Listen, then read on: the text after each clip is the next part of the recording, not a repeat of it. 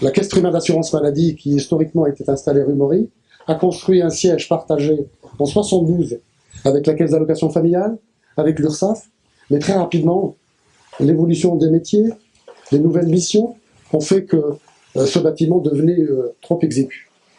Le premier départ a été celui de la CAF, qui a construit, là vous savez. Le second départ a été celui de l'URSSAF. Évidemment, il restait la caisse primaire. Alors pourquoi? C'est la question qui est revenue assez souvent. Pourquoi construire au moment où nous sommes en contraintes budgétaires très très fortes? Pour des raisons d'abord budgétaires. La rénovation du siège boulevard de la Paix, pour le mettre aux normes, pour permettre effectivement le travail des 600 agents et notamment l'accueil du public, devait absolument nous coûter au total 19 millions d'euros. C'est un sujet extrêmement intéressant que de concevoir un lieu de travail. Mohamed Azgak, vous l'avez dit, déjà on voit que dans le programme de la CPAM, il y a une longue liste de fonctions de services ouvertes au public, etc. Donc on voit qu'on est dans un programme extrêmement riche, extrêmement complexe.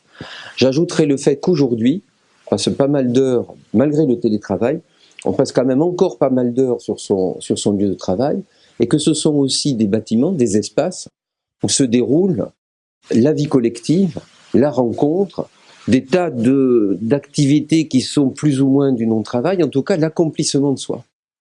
Et donc on a souhaité, avec ce bâtiment, faire des espaces, faire une architecture qui accompagne cette réalité, qui accompagne ce programme ambitieux et qui va encore évoluer. Donc pour atteindre le label certifié que évidemment la CPAM visait et que nous avons obtenu de bâtiments HQE et Finergie en bureau, nous nous sommes appuyés sur une bonne construction, sur le bon sens, sur cette présence de patio et sur ces façades bien protégées.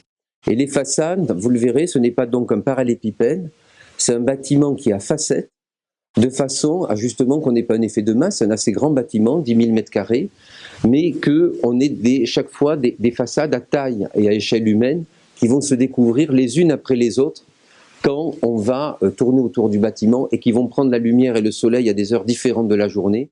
Et voilà, donc rendez-vous dans 2 ans pour, à la place du discours, être jugé sur le bâtiment proprement dit. Merci.